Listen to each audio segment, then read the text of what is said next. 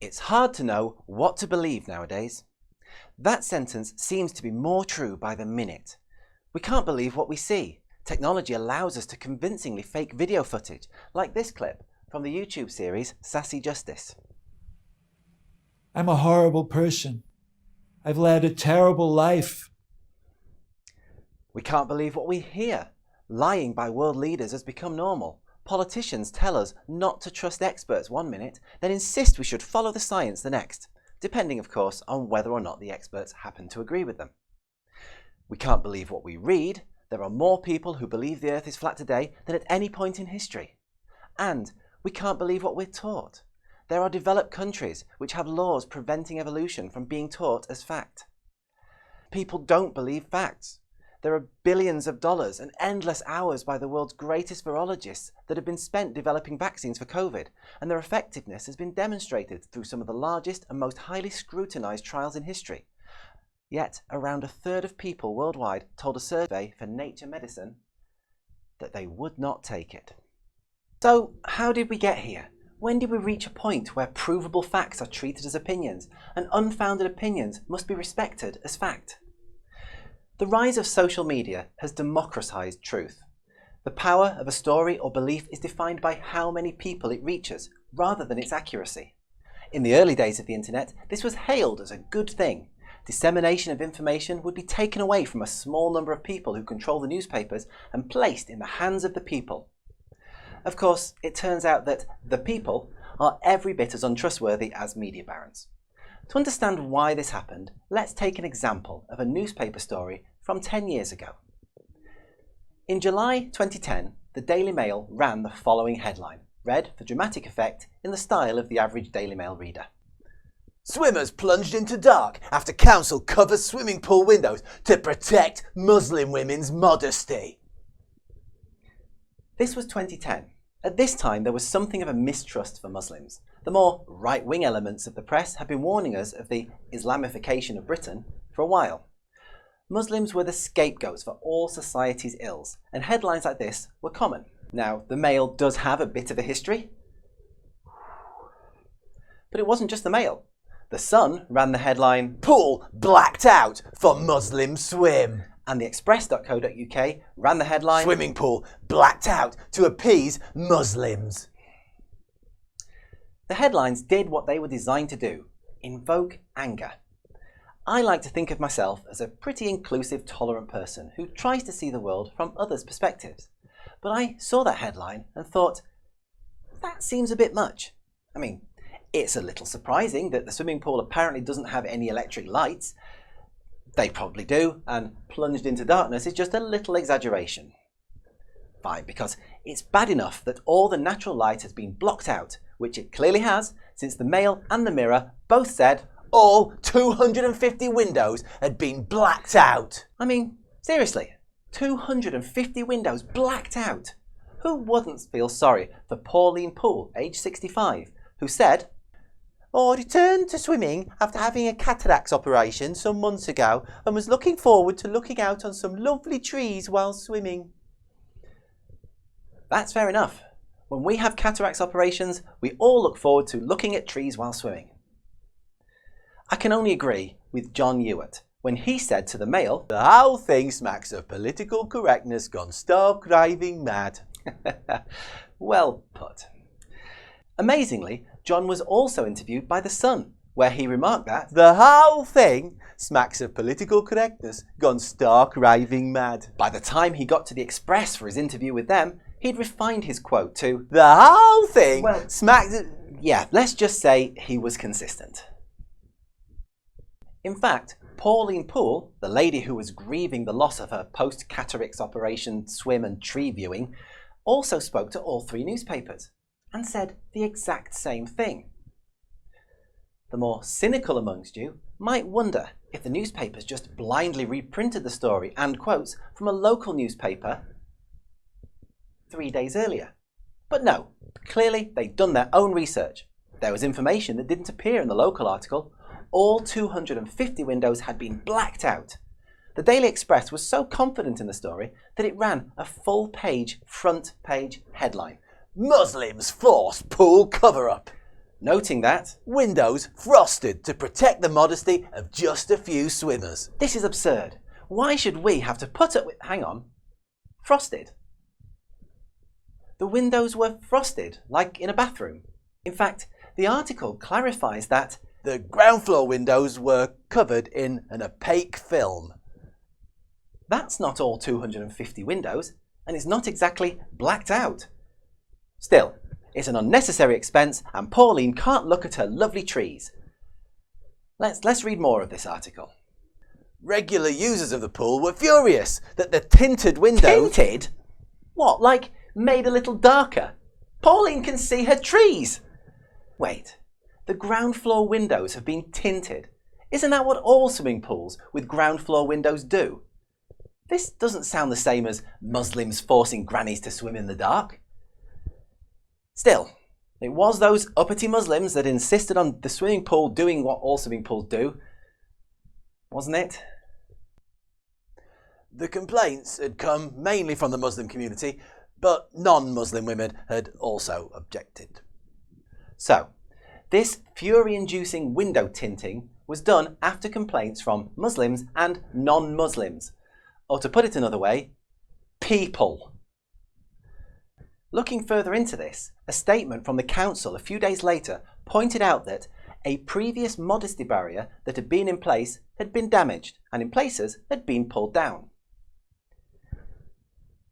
So this story, which began as swimming pool blacked out to appease Muslims, is in fact council replace broken fabric screen with transparent film.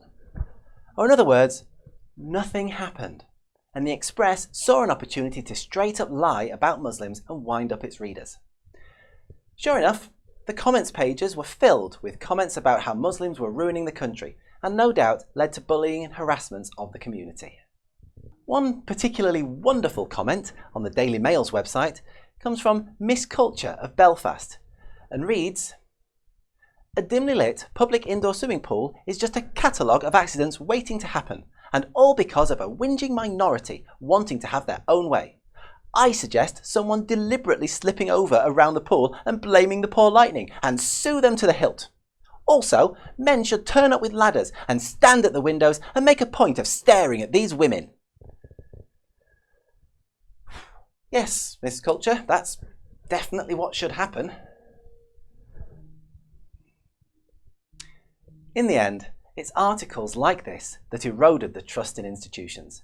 As it became more and more clear that newspapers are willing to straight up lie in order to sell papers and generate clicks, it became easier to dismiss real journalism, as it got caught up in the myriad of xenophobia and hate. This is a situation Donald Trump exploits daily when he calls every story that calls him out on his behaviour fake news. After all, if the press will lie about Muslims and immigrants, they'll lie about this, right? So, with the trust in the media at an all-time low, people started looking elsewhere for their news. Facebook and Twitter both launched in the mid-2000s, and by the 2010s, they had a huge user base. Without a central editor or Rupert Murdoch character to control and twist the news into their own personal agenda, these open platforms seemed a way to share information without fear of censorship. Of course, while real news wasn't censored, fake news wasn't fact-checked, and entirely fabricated stories could spread with nobody to point out their inaccuracies. Social networks make their money by keeping people coming back to their sites. They use data collected from you to sell targeted advertising. The dangers of this forms a whole other assembly. But the upshot is they need you to come back more often. Which stories you see are dictated by an algorithm, which is created through machine learning. It's not created by a human, but through a series of random alterations and testing which judges success by how much time users spend on the site. This algorithm has been most successful when showing users antagonizing views that back up their existing viewpoint. In other words, keep people angry and don't challenge their worldview. This means if I was to look for information on, say, evolution, I would find information about Darwin, about dinosaurs, and about the science. If someone who didn't believe in evolution did the same search, they would find contradicting information suggesting evolution is only a theory and that it hasn't been proved. It isn't, and it has. Misinformation is spread subtly. You're browsing through a newsfeed and a legitimate looking article with the headline, "Doctors told to keep quiet about mask-related deaths," appears. You probably don't click on the article or barely even acknowledge it, but an idea has been planted. Maybe there are mask-related deaths. There aren't, there never have been, and if you were to click on the site, it would be very obvious that it's fake. But the idea has worked its way into your subconscious. Later, when some anti-mask posts appear, you're already a little open to them. This has led to a polarizing of opinions. As people only see extreme versions of their own viewpoints, they become more and more radicalized. Someone who starts out with a healthy skepticism of a particular issue may end up with a very extreme take on it. Flat Earth is a perfect example of this. On the surface of it, nobody should believe that the Earth is flat. We've travelled on planes, we've been to space, we know how day and night works. And yet, the Flat Earth Society is growing. This leads us to a big issue right now, the anti-vax movement. Millions of doctors, nurses and scientists worldwide know vaccines are safe and effective. They've saved millions of lives, and yet a large proportion of the population is opposed to them. The arguments against vaccines are easily disproved, and yet misinformation persists. The number of people believing it is growing. As vaccines are currently our only route out of this pandemic, this spread of misinformation is very dangerous. So, how do we know what to believe? Sadly, there's no simple answer. As we've seen, institutions such as governments and the press are willing to lie to push their agenda. A mass sharing of opinions through social media leads to massive misinformation and conspiracy theories, which in cases like the anti-vax conspiracy are already costing thousands of lives. Ultimately, we need to be skeptical. Question what you're told, but beware, skepticism doesn't mean disbelieve everything. When known experts state something, they're probably worth listening to. Also, question the motives and the feasibility of what's being presented. One of the leading figures in anti-vax is the former Playboy model, Jenny McCarthy.